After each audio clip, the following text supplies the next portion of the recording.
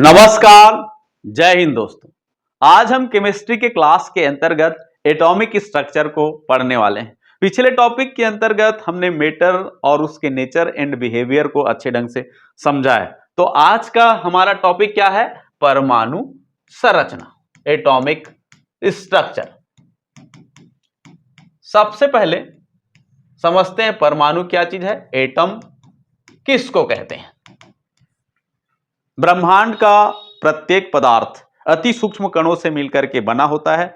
यह अति सूक्ष्म कण आगे विभाजित नहीं होता, तो इन्हीं स्मॉल पार्टिकल को क्या कहा गया? एटम कहा गया।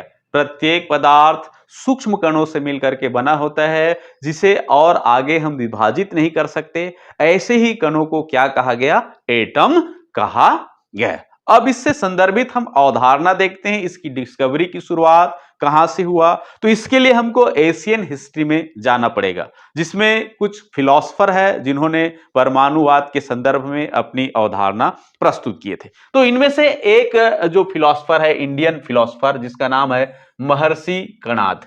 और महर्षि कणाद ने परमाणुवाद के संदर्भ में अपनी अवधारणा 500 ईसा पूर्व पहले 500 ईसा पूर्व पहले प्रस्तुत किया था। उन्होंने बताया कि पदार्थ जो है अति सूक्ष्म कणों से मिलकर के बना होता है और इन कणों को आगे हम विभाजित नहीं कर सकते। पदार्थ सूक्ष्म कणों से मिलकर के बना होता है, जिसे आगे हम विभाजित नहीं कर सकते, मतलब विभाजन उसमें संभव नहीं है। और इन्हीं अविभाज्य कणों को महर्षि कणाद ने क्या कहा? परमाणु कहा।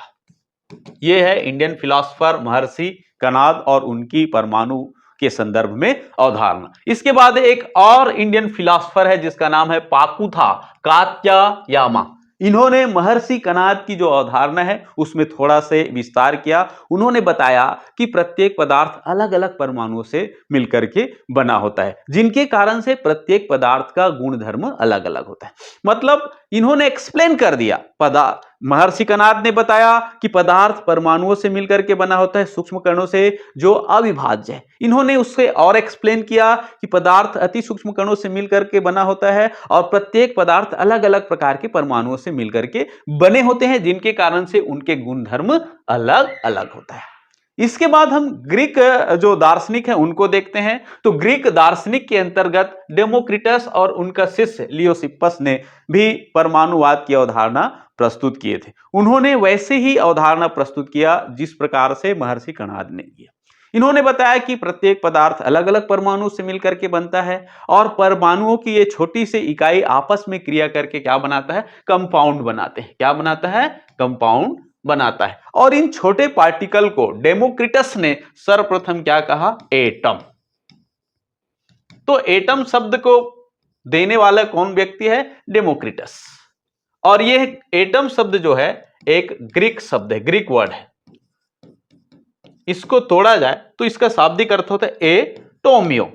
एटोमियो को अर्थ के रूप में देखते हैं तो अनकटेबल या नॉन डिविजेबल, अविभाज्य। अविभाज्य परमाणु का क्या मतलब है? एटम का क्या मतलब है? अविभाज्य, जिसे और हम काट नहीं सकते, तोड़ नहीं सकते। तो ये अवधारणा हुआ एशियन फिलोसफर के परमाणु के संदर्भ में। विज्ञान आगे बढ़ते गया, समय बढ़ते गई, जिज्ञासा बढ़ती गई और मनुष्यों ने नए नए खोज और तकनीकें इजाद कर लिया। जब 17वीं 18वीं शताब्दी में इंग्लैंड में औद्योगिक क्रांति आई, इंग्लैंड के औद्योगिक क्रांति के साथ साथ पूरा यूरोप में भी औद्योगिक क्रांति की शुरुआत हुई। नए नए मशीन और आविष्कार प्रारंभ हुआ। तो परमाणु के संदर्भ में भी आगे अवधारणा प्रस्तुत हुआ, रासायनिक पदार्थों के बारे में अवधारणा प्रस्तुत हुआ। तो इसी के तहत एक नियम आया जिसको हम कहते हैं लॉ ऑफ कंबाइनेशन, रासायनिक संयोग का नियम। रासायनिक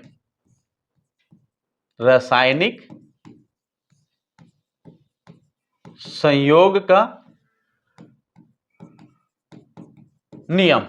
रासायनिक संयोग के नियम को प्रस्तुत करने वाले वैज्ञानिक है लेवजियर और प्राउट। रासायनिक संयोग के नियम के आधार पर दो प्रकार के नियम है इसके अंतर्गत, हालांकि तीन है, हम दो को पढ़ेंगे। Law of conservation of mass, law of constant proportion, द्रव्यमान संरक्षण का नियम। पहले हम देखते हैं, द्रव्यमान संरक्षण के नियम के अनुसार से ब्रह्मांड में पदार्थ नियत होती है, ना तो पदार्थ उत्पन्न होता है ना तो नष्ट होती है।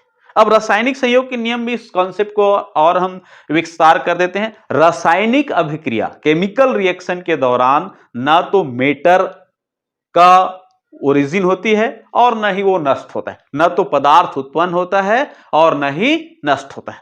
तो रासायनिक संयोग के लॉ कंजर्वेशन ऑफ मास के अंतर्गत कोई भी रासायनिक अभिक्रिया संपन्न होती है तो उसमें न तो पदार्थ उत्पन्न होता है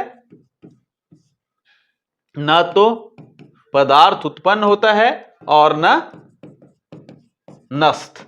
इसे ही लॉ ऑफ कंजर्वेशन मास कहते हैं। मतलब ब्रह्मांड में प्रत्येक पदार्थ क्या है, संरक्षित है, मतलब एक रूप से दूसरे रूप में केवल पदार्थ का रूपांतरण होता है, नष्ट नहीं होता। एग्जाम्पल के रूप में हम देखते हैं, हमने कोयला लिया, कोयला किससे बना होता है, कार्बन से। अब इसको दहन करते हैं तो ये किस में चेंज हो जाएगा, कार्बन डाइऑक्साइड में।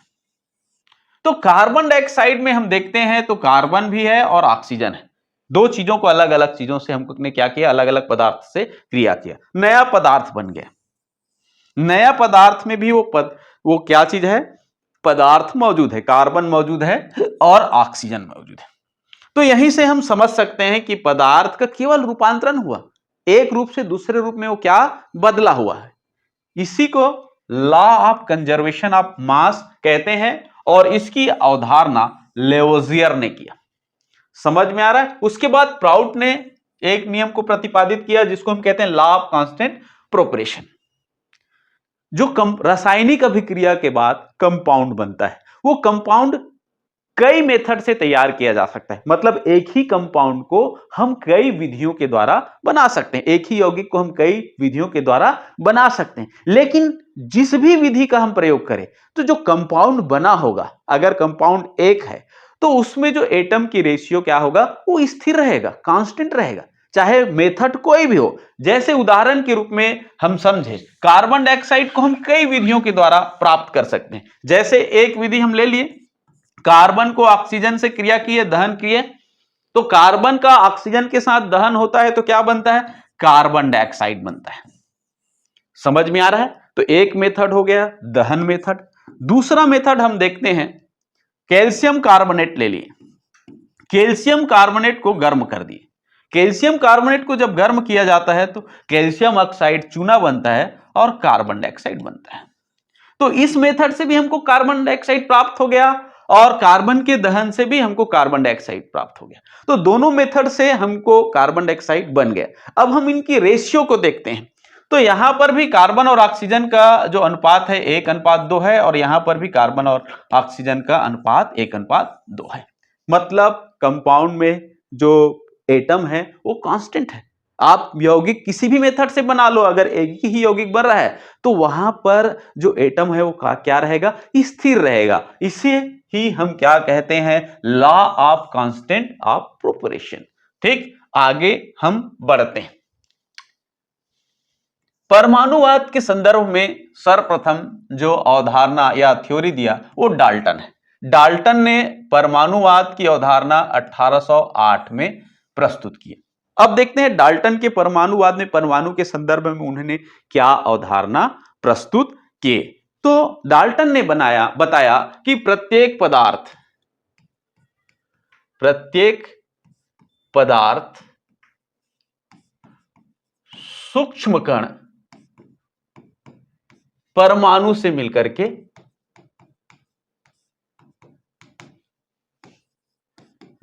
के बना होता है और यह परमाणु रासायनिक अभिक्रिया में भाग लेता है। रासायनिक अभिक्रिया में भाग लेता है। तो डाल्टन ने परमाणुवाद की थ्योरी में पहला पॉइंट क्या कहा कि प्रत्येक मैटर जो है स्मॉल पार्टिकल से मिलकर के बना होता है और इन्हीं स्मॉल पार्टिकल को हम क्या कहते हैं, एटम कहते हैं, जो केमिकल रिएक्शन में क्या होता है, रासायनिक अभिक्रिया में भाग लेता है। दूसरा, उन्होंने बताया कि परमाणु जो है, एटम जो है, अविभाज्य है, नॉन डिविजिबल है, अविभाज्य है, जो न तो रासायनिक अभिक्रिया में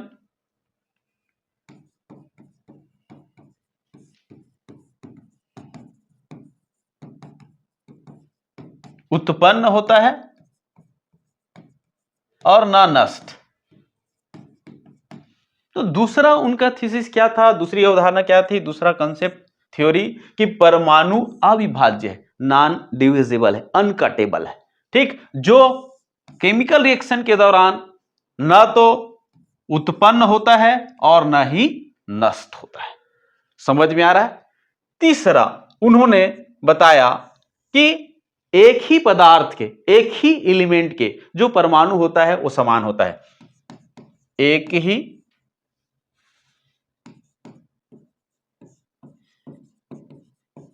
पदार्थ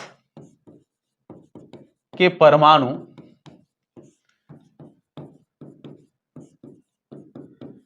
समान होता है, जिसके कारण से प्रत्येक परमाणु का गुणधर्म, प्रत्येक परमाणु का गुणधर्म भी क्या होता है, समान होता, मतलब भौतिक और रासायनिक गुण भी क्या होता है, मतलब पदार्थ अगर एक ही है तो एक ही प्रकार के परमाणुओं से मिलकर के बनेगा, और एक ही प्रकार के अगर एटम से मिलकर के बना है तो उनका केमिकल और फिजिकल प्रॉपर्टी भी क्या होगी, सेम होगी। चौथी अवधारणा, अगर पदार्थ अलग अलग है, अगर पदार्थ अलग अलग है तो अलग अलग परमाणुओं से मिलकर के बना होगा, अलग अलग प्रकार के एटम से मिलकर के बना होगा, जिनके कारण से उनकी भौतिक और रासायनिक गुण भी क्या होगी, भिन्न होगी, केमिकल और फिजिकल प्रॉपर्टी क्या होगा, भिन्न होगा। ठीक। पांचवी अवधारणा बताया, अलग अलग पदार्थ के छोटे पार्टिकल, परमाणु आपस में क्रिया करके, एक छोटे पार्टिकल आपस में क्रिया करके एक नया पदार्थ बनता है जिसको हम कहते हैं एटम कहते हैं। मतलब अलग अलग पदार्थ के मैटर के जो एटम है आपस में क्रिया करके क्या करता है, आपस में क्रिया करके यौगिक का निर्माण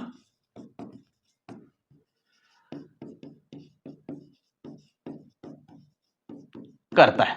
तो यह हो गया डाल्टन का परमाणुवाद।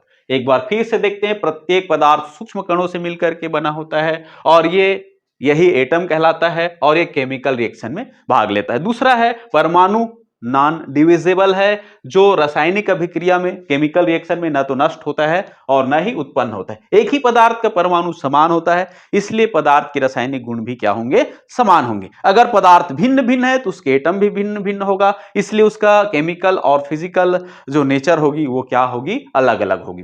दो या दो से अधिक पदार्थ के एटम आपस में क्रिया करके, समझ में आ रहा है, छोटा पार्टिकल क्रिया करके मॉलिक्यूल का फॉर्मेशन करता है। तो यह हो गया डाल्टन का परमाणुवाद, काफी महत्वपूर्ण था।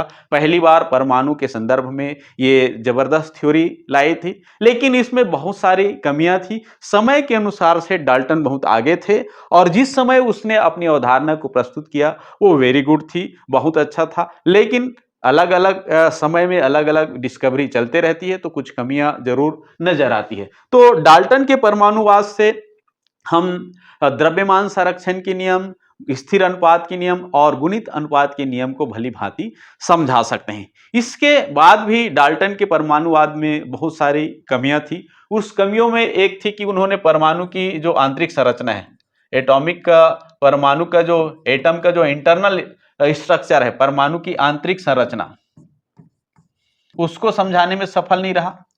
दूसरा चीज है वैद्युतीय गुण, जो परमाणु के अंदर जो पार्टिकल्स होते हैं जिसके कारण से वो चार्ज होता है, वैद्युत गुण, परमाणु का वैद्युत गुण, परमाणु का वैद्युत गुण, इसको समझाने में वो असफल रहा।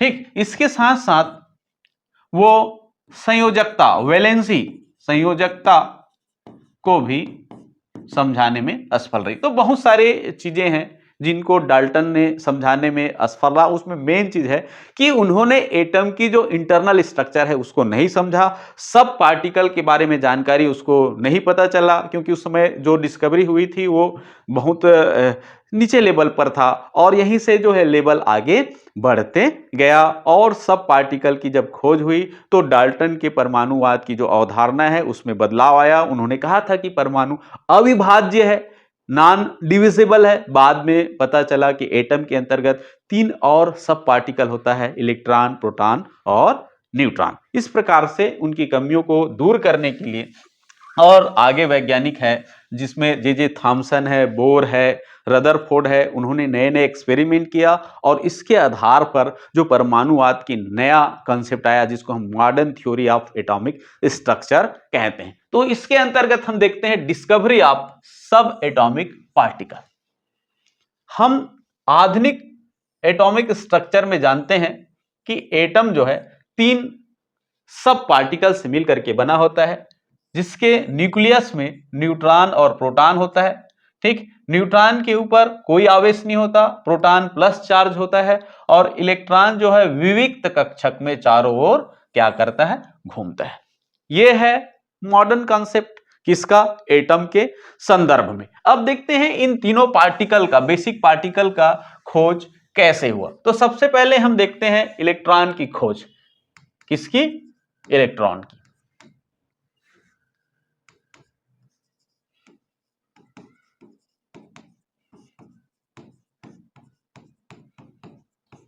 इलेक्ट्रॉन की खोज 1897 में जे थॉमसन ने किया। किसने किया, जे थॉमसन ने। और इलेक्ट्रॉन की खोज उसने कैसे किया, तो डिस्चार्ज ट्यूब के माध्यम से, डिस्चार्ज ट्यूब के माध्यम से उसने कैथोड किरणों की खोज किया, कैथोड रे, और बताया कि कैथोड रे जो है नेगेटिव पार्टिकल है, और इन्हीं नेगेटिव पार्टिकल को उसने क्या कहा, कार्पल्स। समझ में आ रहा है, उन्होंने क्या कहा, कार्पल्स। इलेक्ट्रॉन नाम इन्होंने नहीं दिया था। डिस्चार्ज ट्यूब के माध्यम से उन्होंने कैथोड किरणों की खोज किया, और उन्होंने बताया कि ये कैथोड किरणें हैं। इलेक्ट्रॉन की खोज कैसे हुआ है, कैथोड किरणों की खोज के कारण से। डिस्चार्ज ट्यूब के एक्सपेरिमेंट जे थॉमसन ने किया। इससे पहले बहुत सारे क्रुक्स वगैरह ने एक्सपेरिमेंट किया डिस्चार्ज ट्यूब के ऊपर, बहुत सारे वैज्ञानिकों ने अध्ययन किया। उसी अवधारणा को जे थॉमसन ने आगे बढ़ाया और बताया कि जो कैथोड किरणें होते हैं वो निगेटिव पार्टिकल से मिलकर के बना होता है, और यही निगेटिव पार्टिकल ही क्या चीज है, इलेक्ट्रॉन। इस प्रकार से कैथोड किरणों की डिस्कवरी के साथ इलेक्ट्रॉन की खोज हुई। हालांकि उन्होंने इसको कार्पल्स कहा। ठीक है, इसका नाम जो है जे स्टोनी ने दिया। इलेक्ट्रॉन शब्द का प्रयोग किसने किया है, स्टोनी ने। इलेक्ट्रॉन शब्द को या नाम देने वाला जो व्यक्ति है वो स्टोनी है। जे थॉमसन के एक्सपेरिमेंट के लिए उसे 1906 में भौतिकी के क्षेत्र में नोबेल पुरस्कार से सम्मानित किया गया। जे थॉमसन ने इलेक्ट्रॉन की डिस्कवरी किस आधार पर किया, कैथोड रे से। समझ में आ रहा है, डिस्चार्ज ट्यूब का जो कॉन्सेप्ट है इससे पहले बहुत सारे वैज्ञानिकों ने किया। क्रुक्स के एक्सपेरिमेंट को उन्होंने एक्सप्लेन किया और बताया कि कैथोड से एक प्रकार की किरणें निकलती है जिसको कैथोड किरण कहते हैं, जिसके ऊपर निगेटिव चार्ज होता है। ये निगेटिव पार्टिकल ही क्या है, इलेक्ट्रॉन कहलाता है। तो इलेक्ट्रॉन की खोज जे थॉमसन ने किया, और इसके ऊपर जो चार्ज है मिलिकन ने और आइल ड्रॉप एक्सपेरिमेंट के माध्यम से उसकी चार्ज का पता लगाया।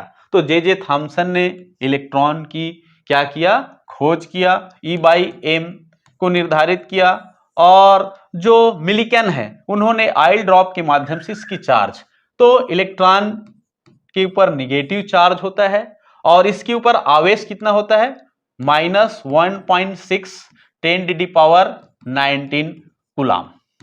ये इलेक्ट्रॉन के ऊपर आवेश होती है। समझ में आ रहा है। इसकी जी मास की बात किया जाए, द्रव्यमान की बात किया जाए, तो 9 × 1 10⁻31 किलोग्राम, ये इसका क्या होता है, द्रव्यमान होता है। किसका द्रव्यमान होता है, इलेक्ट्रॉन। इलेक्ट्रॉन के ऊपर कौन सा चार्ज होता है, माइनस चार्ज होता है, और कितना चार्ज होता है, 1.6 × 10⁻19 कूलाम। और इसका जो द्रव्यमान है वो कितना है, 9.1 × 10⁻31 किलोग्राम, 31 kg।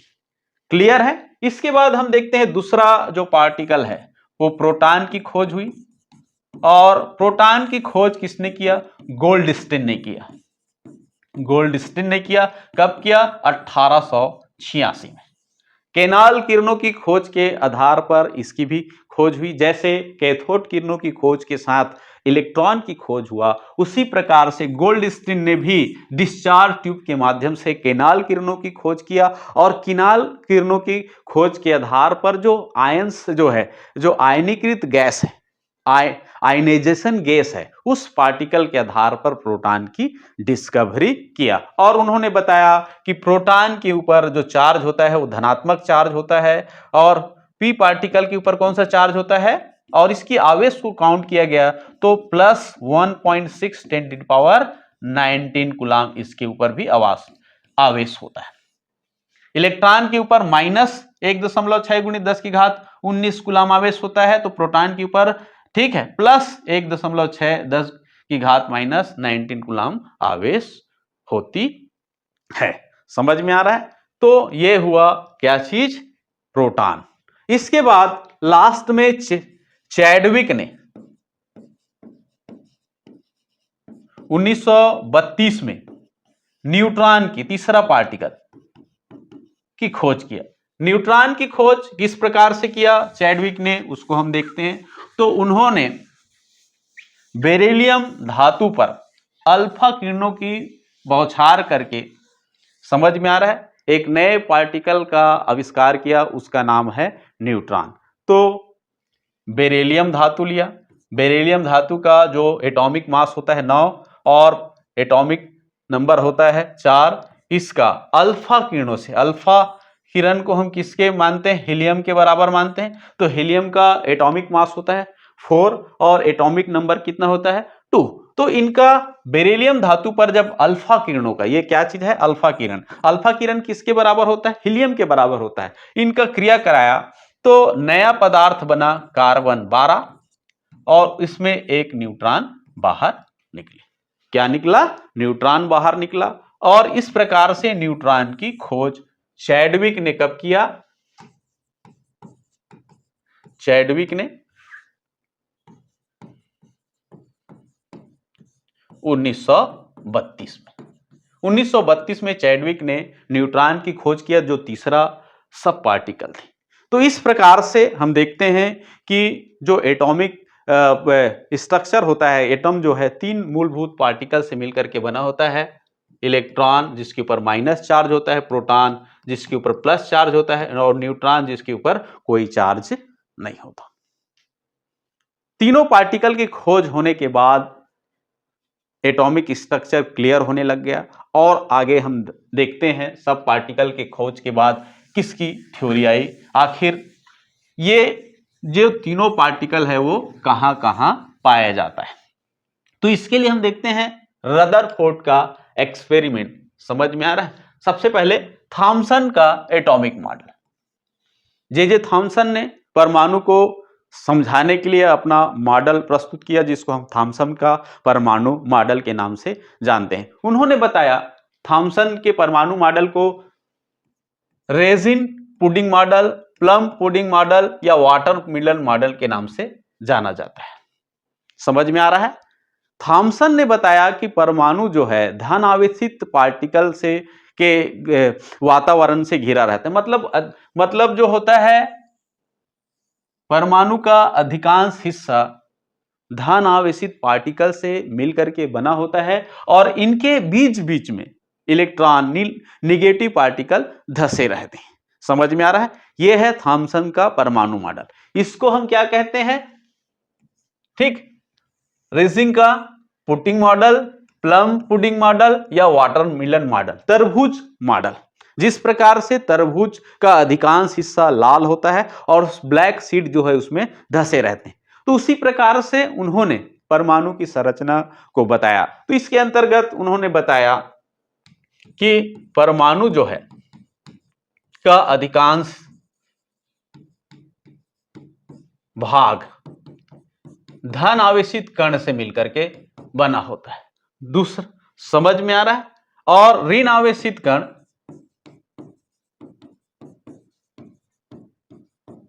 इसमें धसे रहते हैं। किसके अंदर धसे रहता है? परमाणु के अंदर।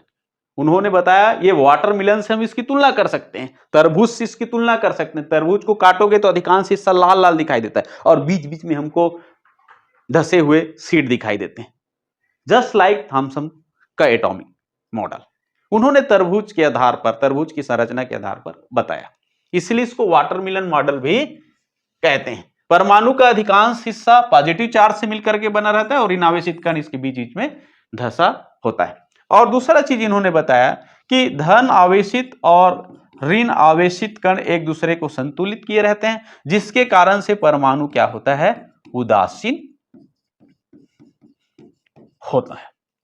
यह है थॉमसन का परमाणु मॉडल। थॉमसन के परमाणु मॉडल में कई कमियां था। उन्होंने न्यूक्लियस की खोज के बारे में, न्यूक्लियस के संदर्भ में कोई अवधारणा प्रस्तुत नहीं किया। न्यूट्रॉन के बारे में उसको कोई जानकारी नहीं थी। हाइड्रोजन स्पेक्ट्रम के बारे में उसको जानकारी नहीं था। समझ में आ रहा है? आगे हम बढ़ते हैं। रदरफोर्ड का परमाणु मॉडल। रदरफोर्ड ने परमाणु मॉडल प्रस्तुत किया एक एक्सपेरिमेंट के आधार पर। उन्होंने गोल्ड की छोटी बहुत महीन पतली पत्ती लिया और उस महीन पतली में उन्होंने लाखों की संख्या में, करोड़ों की संख्या में अल्फा किरणों की बौछार किया। तो रदरफोर्ड के परमाणु मॉडल के लिए उन्होंने एक गोल्ड की, सोने की पतली पत्ती लिया और इस पत्ती पर अल्फा किरणों का उन्होंने क्या किया? बौछार कर दिया, टकराया। समझ में आ रहा है? रदरफोर्ड के परमाणु मॉडल के अनुसार से बहुत सारे किरणें, लगभग 99 अल्फा किरणें जो है परमाणु के आर पार निकल गए, सीधे सीधे निकल गए। स्वर्ण पत्ती का छोटा सा टुकड़ा लिया, पट्टी लिया, उसमें अल्फा किरणों का उन्होंने क्या किया? बौछार किया। अल्फा किरणों की बौछार करने के बाद देखा कि अधिकांश किरणें जो है सीधे सीधे निकल रही थी। समझ में आ रहा है? ठीक, कुछ किरणें जो है नाभिक के पास से गुजरने से कम विचलित हो रहा था और 20,000 अल्फा किरणों में से एक किरण जो है नाभिक से टकरा करके वापस आ रही थी। इसके आधार पर उन्होंने अपना अवधारणा प्रस्तुत किया। ठीक, सबसे पहले उन्होंने बताया कि परमाणु का अधिकांश भाग क्या होता है? खोखला होता है। हेलो, परमाणु का अधिकांश भाग खोखला होता है। समझ में आ रहा है? दूसरा चीज, परमाणु के मध्य में ऐसा कोई पार्टिकल है जिसके ऊपर धन आवेश है। समझ में आ रहा है? पर नाभिक में क्या है? धन आवेशित कण है जिसका प्रभाव कुछ दूरी तक होता है, इसीलिए इसके पास से गुजरने वाले जो अल्फा किरण है उसमें थोड़ा सा क्या हुआ? विचलन हुआ। समझ में आ रहा है?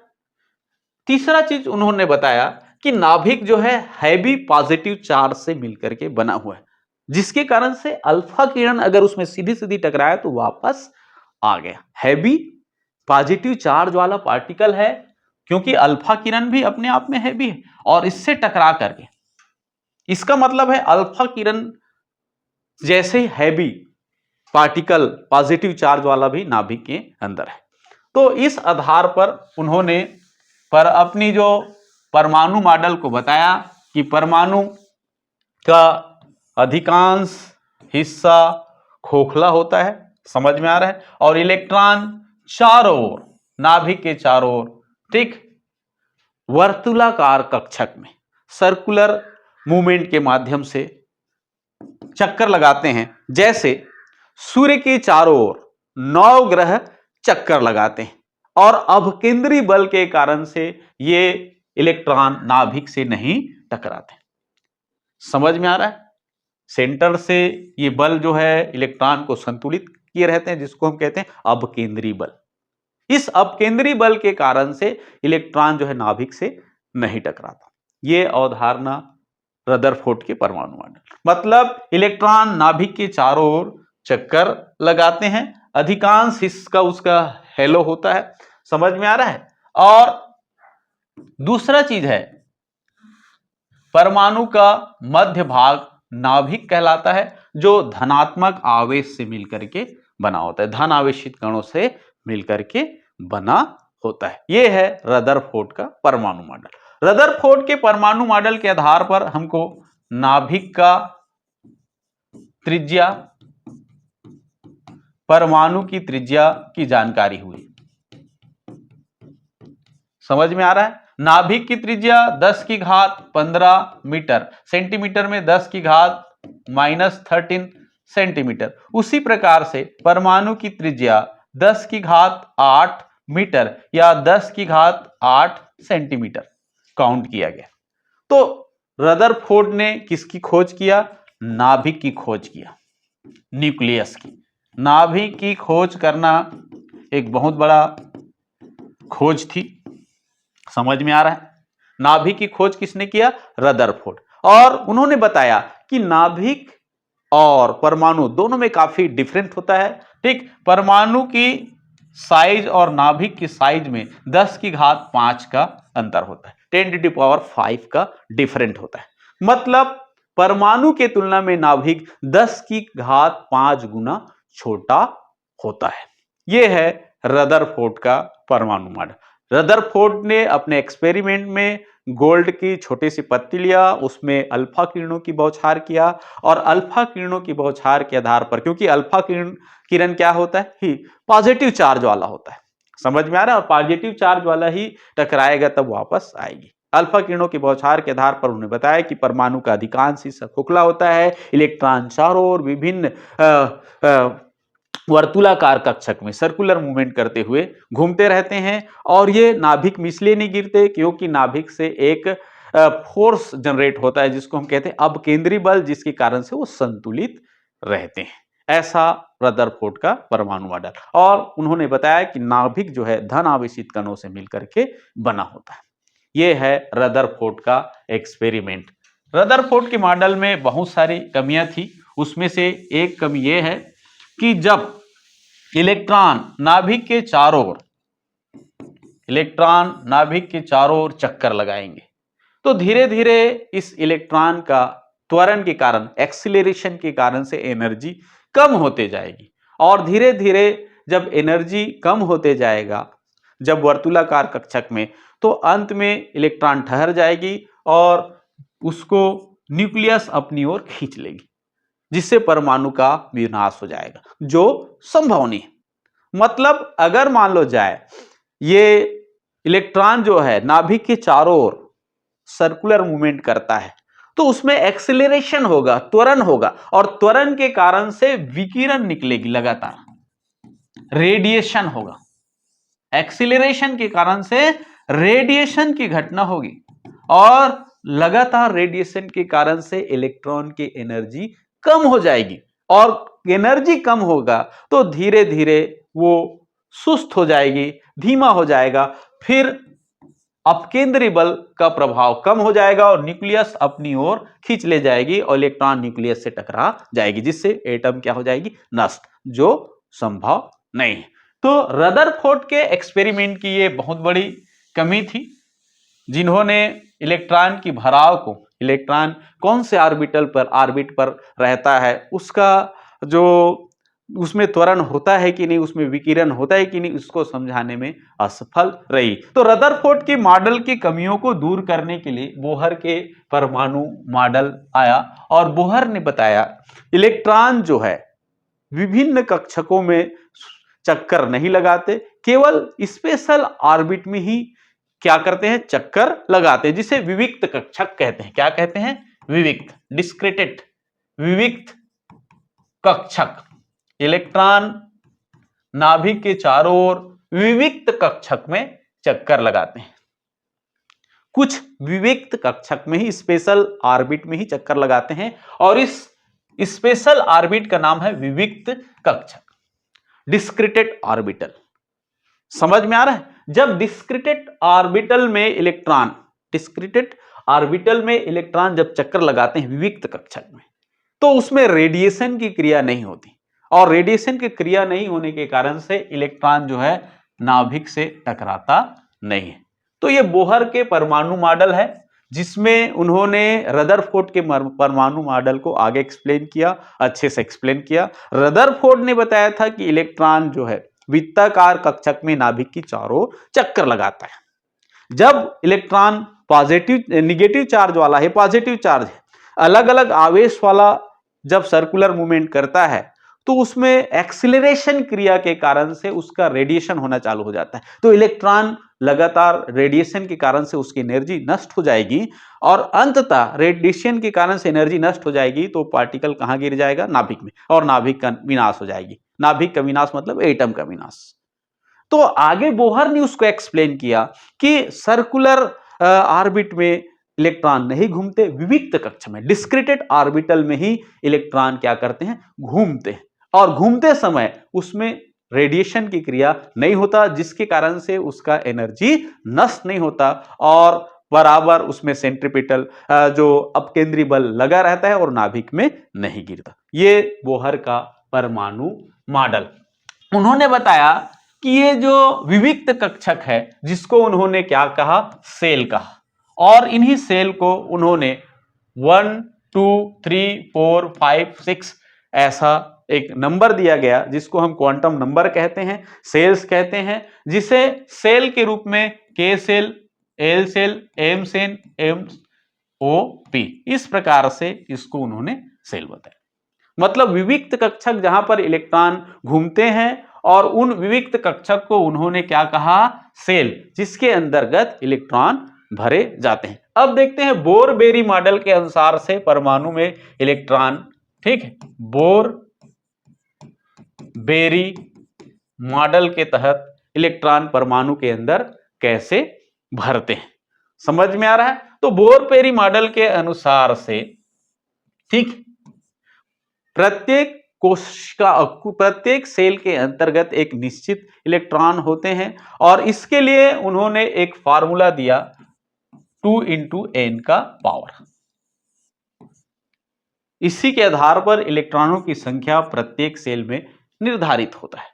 समझ में आ रहा है? किस सेल में कितने इलेक्ट्रॉन भरे जाएंगे, उसके लिए बोर-बेरी मॉडल के अनुसार से फार्मूला है। n यहां पर का मान जो है KLMNOP से है। अगर k कोष में, मतलब k सेल में ऑर्बिटल, तो n का मान यहां पर 1 रखेंगे।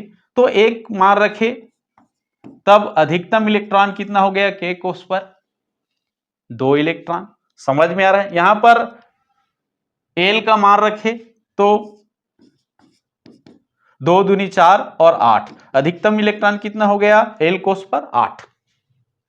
इसी प्रकार से हम जो है n की वैल्यू m कोष के लिए देखते हैं, तो 2 × 10⁻³ का वर्ग हो जाएगा। 3 दिया 9, 9 दूनी 18 इलेक्ट्रॉन। 18 इलेक्ट्रॉन किस कोष में आ जाएगी? m कोष में आ जाएगी। n कोष की बात करें तो उसमें कितने इलेक्ट्रॉन आ जाएगा? 32 इलेक्ट्रॉन आ जाएंगे। तो कौन से ऑर्बिटल, कौन से कोष में कितना इलेक्ट्रॉन भरा जाएगा, इसकी अवधारणा, मतलब ये हम कहां से देखते हैं? इस सूत्र के तहत। इस सूत्र की सहायता से हम किस कोष में कितने इलेक्ट्रॉन भरे होते हैं, इसको हम बता सकते हैं। बोर-बेरी ने अगला बताया कि आंतरिक कोष में तो 2 इलेक्ट्रॉन होता है, लेकिन बाहर के जो कोष में है अधिकतम इलेक्ट्रॉन कितने हो सकते हैं? 8। मान लो जाए किसी भी परमाणु की हमको इलेक्ट्रॉनिक विन्यास निकालना है तो बोर-बेरी के अनुसार से किस प्रकार से निकाल सकते हैं? तो एक उदाहरण लेते हैं सोडियम परमाणु की। सोडियम का एटॉमिक नंबर होता है 11 और बोर-बेरी के अनुसार से हम किसकी इलेक्ट्रॉनिक विन्यास लिखेंगे तो 281, क्योंकि बोर-बेरी मॉडल ने बताया कि बाह्यतम कोष में अधिकतम इलेक्ट्रॉन कितने हो सकते हैं? 8। 8 होने के बाद अगला कोष में इलेक्ट्रॉन जाएगी। तो इस प्रकार से सोडियम का, मैग्नीशियम देख लेते हैं तो मैग्नीशियम का 12 होता है तो 282। कैल्शियम ले लेते हैं तो कैल्शियम का एटॉमिक नंबर होता है 20, 2882। बाह्य कोष में अधिकतम इलेक्ट्रॉन कितना भर रहे हैं हम लोग? 8। इसको हम इस प्रकार से स्ट्रक्चर फॉर्म में लिख सकते हैं।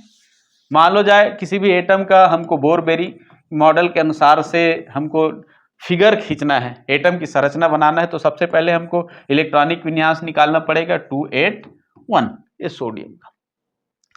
न्यूक्लियस, न्यूक्लियस के बाहर ये के कोष में कितने इलेक्ट्रॉन है?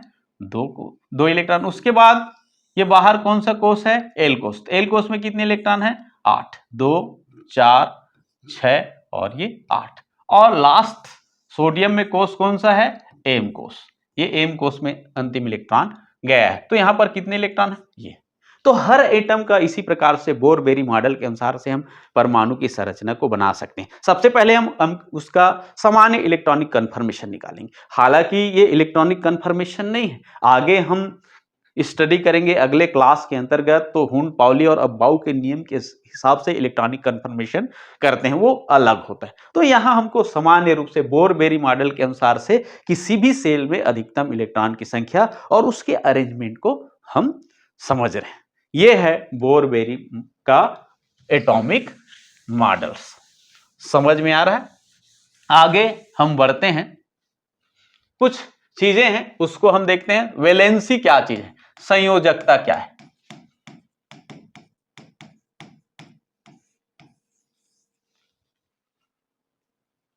किसी भी एलिमेंट, किसी भी जो एटम है उसके बाह्य कोष में कुछ निश्चित इलेक्ट्रॉन्स होते हैं जो रासायनिक अभिक्रिया में भाग लेता है, वही उसकी वैलेंसी कहलाता है। अर्थात कोई एटम जितने इलेक्ट्रॉनों का त्याग करता है या ग्रहण करता है केमिकल रिएक्शन के दौरान, वही उसकी वैलेंसी कहलाता है।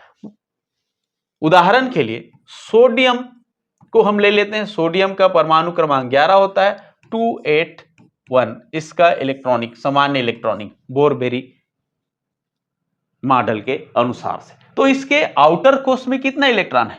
1। यही 1 इलेक्ट्रॉन को किसी को दे सकता है रासायनिक अभिक्रिया के दौरान। तो इसकी वैलेंसी कितनी हो गई? वैलेंसी कितनी हो गई? 1 हो गई। दूसरा हम एक एलिमेंट्स लेते हैं, ठीक, क्लोरीन परमाणु एटॉमिक नंबर 17, 287। समझ में आ रहा है? आउटर मोस्ट में कितने इलेक्ट्रॉन है? 7 इलेक्ट्रॉन।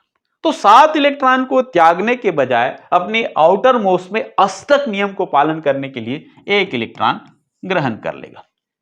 ऑक्टेन रूल क्या कहता है? कोई भी एलिमेंट्स अपने आउटर कोष में 8 इलेक्ट्रॉन रखना चाहता है और यह अष्टक नियम के पालन के आधार पर अधिकांश एटम का वैलेंसी तय होता है।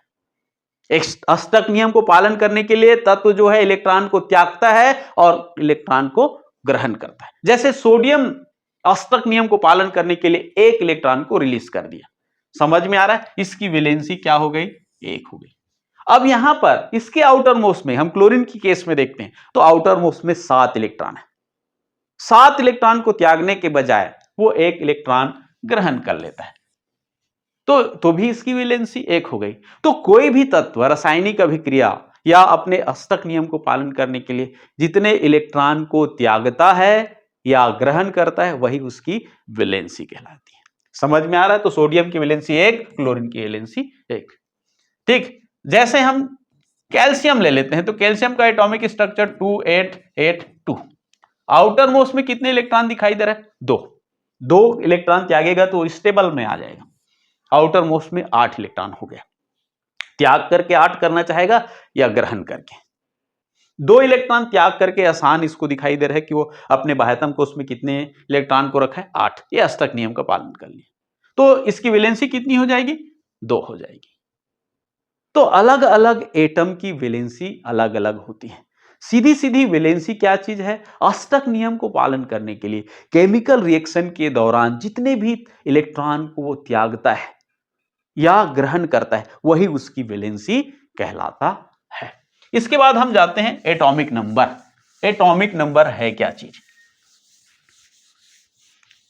अभी 118 तत्वों की खोज हो चुका है। कितने एलिमेंट्स की हो चुकी है, 118 एलिमेंट्स, जिसमें से 94 एलिमेंट्स नेचर के द्वारा बनाया गया है, समझ में आ रहा है, और 24 जो है ठीक ह्यूमन के द्वारा तैयार किया गया है, लेब में तैयार किया गया है, आर्टिफिशियल है।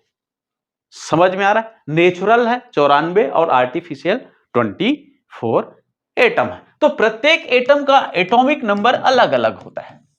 अब ये एटॉमिक नंबर कैसे निर्धारित होता है, समझ में आ रहा है। तो इसके लिए प्रोटॉन की संख्या को देखा जाता है। एटॉमिक नंबर को हम जेड से प्रस्तुत करते हैं। किसी भी एटम के नाभिक में जितने प्रोटॉन होते हैं उसी प्रोटॉन के आधार पर उसका एटॉमिक नंबर तय हो जाता है। तो proton is equal to Z.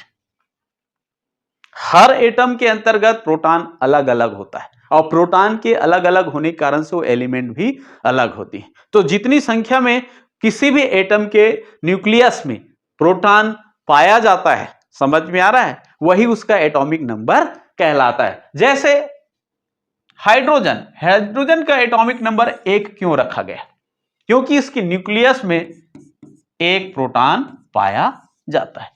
Helium का एटॉमिक नंबर हम 2 रखे हैं, इसका मतलब है इसके पास 2 प्रोटॉन है। किसी का हम 20 रखें, जैसे कैल्शियम का 20 रखें, तो इसके न्यूक्लियस में कितने प्रोटॉन है, 20p है, ये फिक्स। एटॉमिक नंबर निर्धारित होता है प्रोटॉन की संख्या से, Z equal to P। Clear. आगे हम बढ़ते हैं, एटॉमिक मास।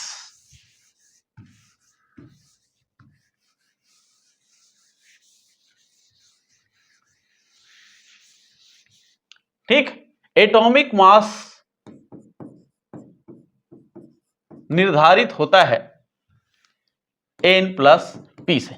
किसी के न्यूक्लियस में जितनी संख्या में प्रोटॉन होता है उसका भार और न्यूट्रॉन की भार का जो योग है वही क्या कहलाता है, एटॉमिक मास। जैसे सोडियम ले लेते हैं, सोडियम का एटॉमिक मास होता है 23 और नंबर होता है 11। समझ में आ रहा है। तो ये 23 आया कहां से, हमको पता है कि इसके एटॉमिक नंबर 11 है, तो इसके नाभिक में 11p होंगे। समझ में आ रहा है। दोनों को घटा देते हैं तो न्यूट्रॉन की संख्या मिल जाता है, atomic mass minus atomic number. तो 12 न्यूट्रॉन इसके न्यूक्लियस में है। दोनों को काउंट करके ये क्या बना है, एटॉमिक मास बना है।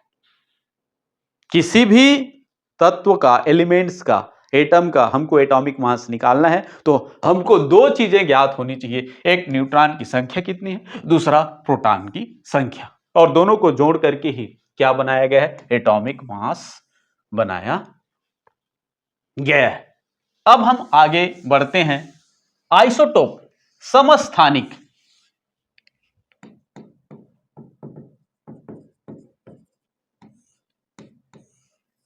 क्या चीज है, एक ही तत्व के परमाणु क्रमांक भी समान और परमाणु भार भिन्न भिन्न हो तो उसको हम क्या कहते हैं, समस्थानिक कहते हैं। आइसोटोप एक ही तत्व जिनके परमाणु क्रमांक सेम, एटॉमिक नंबर सेम और एटॉमिक मास डिफरेंट डिफरेंट हो, वह क्या कहलाता है, समस्थानिक कहलाता है, आइसोटॉप। उदाहरण के लिए हाइड्रोजन के 3 समस्थानिक हैं जिनके परमाणु क्रमांक सभी के 1 और परमाणु भार 1, 2, 3, प्रोटियम, ड्यूटेरियम और ट्राइटियम। ये हाइड्रोजन के 3 समस्थानिक। हाइड्रोजन के 3 समस्थानिक का भार अलग अलग है, क्रमांक 1 है। मतलब न्यूट्रॉन की संख्या बदलने के कारण से समस्थानिकों का जन्म हुआ है। समझ में आ रहा है। प्रोटॉन तो सब में इक्वल रहेगा क्योंकि एटॉमिक नंबर सेम है, p क्या होगा, सब बराबर होगा। लेकिन क्या डिफरेंट हुआ है, न्यूट्रॉन की संख्या बदला है। पहले वाले में कोई न्यूट्रॉन नहीं है, दूसरे वाले में एक न्यूट्रॉन है, दूसरे वाले में, तीसरे वाले में दो न्यूट्रॉन है। न्यूट्रॉन की संख्या बदलने से समस्थानिकों का जन्म हुआ है। अगर एक ही तत्व में न्यूट्रॉन की संख्या बदल जाता है तो आइसोटोप की उत्पत्ति होती है। कार्बन के 3 समस्थानिक है, कार्बन 12, कार्बन 13, कार्बन 14, पर और एटॉमिक नंबर क्या है, तीनों का सेम। क्या बदल गया है, मास, नंबर सेम है। न्यूट्रॉन की संख्या चेंज होने से मास बदल गया, दैट इज द आइसोटोप। समझ में आ रहा है, ये क्या है, समस्थानिक है। इसी प्रकार से हम देखते हैं आइसो बार। अब इसकी यूज देखते हैं। समस्थानिकों का उपयोग जो है चिकित्सा के क्षेत्र में होता है, समझ में, न्यूक्लियर केमिस्ट्री में होता है और अनुसंधान के क्षेत्र में इसका उपयोग होता है। किसका, आइसोटॉप की। इसके बाद हम देखते हैं आइसो बार, समभारिक। समभारिक मतलब होता है भार समान हो। समभारिक मतलब भार समान हो लेकिन परमाणु संख्या भिन्न भिन्न हो। जैसे आर्गन, आर्गन का एटॉमिक नंबर होता है 18 और एटॉमिक मास होता है 40। उसी प्रकार से कैल्शियम, कैल्शियम का एटॉमिक नंबर होता है 20 और भार होता है 40। तो यहां पर जो एटॉमिक मास है वो क्या है, इक्वल है। क्या चीज चेंज है, इसका एटॉमिक नंबर। यह कहलाता है आइसोबार, जिसमें भार क्या हो, समान हो, अंतर क्या हो, एटॉमिक नंबर। इसी प्रकार से आइसो इलेक्ट्रॉनिक होता है। आइसो इलेक्ट्रॉनिक, इलेक्ट्रॉन की संख्या, आइसो इलेक्ट्रॉनिक, जिसमें इलेक्ट्रॉन की संख्या समान हो, लाइक दैट। जैसे नियॉन, नियॉन अगर न्यूट्रल है तो 10 इलेक्ट्रॉन होगा। कितने इलेक्ट्रॉन होगा इसमें, 10 e। इसके बाद हम सोडियम +1 देखते हैं। सोडियम +1 मतलब प्लस है, 1 इलेक्ट्रॉन निकल चुका है। समझ में आ रहा, परमाणु क्रमांक 11 होता है, ठीक है। परमाणु क्रमांक कितना होता है इसका, 11। तो यहां पर इलेक्ट्रॉन निकला है, प्रोटॉन तो नहीं निकला है, इसलिए इलेक्ट्रॉनों की संख्या काउंट करोगे तो यहां भी कितना आएगी, 10 आएगी। मैग्नीशियम 2+ को देखते हैं तो मैग्नीशियम का परमाणु क्रमांक कितना होता है, 12। 2 इलेक्ट्रॉन निकल गए तो कितने बचे, 10 e। तो ये एक दूसरे के सम इलेक्ट्रॉनी है, आइसो इलेक्ट्रॉनिक है। क्या है, आइसो इलेक्ट्रॉनिक है। नियॉन में भी 10 इलेक्ट्रॉन, सोडियम +1 में और मैग्नीशियम +2 में भी 10 इलेक्ट्रॉन। ये है सम इलेक्ट्रॉनिक। तो आज का टॉपिक हम यहीं पर समाप्त करते हैं। ये है एटॉमिक स्ट्रक्चर। इसको और अच्छे से दोहरा कर आप पढ़िए, आपको पूरा पूरा कॉन्सेप्ट क्लियर हो गई। समझ में आ रहा है। जय हिंद, जय भारत।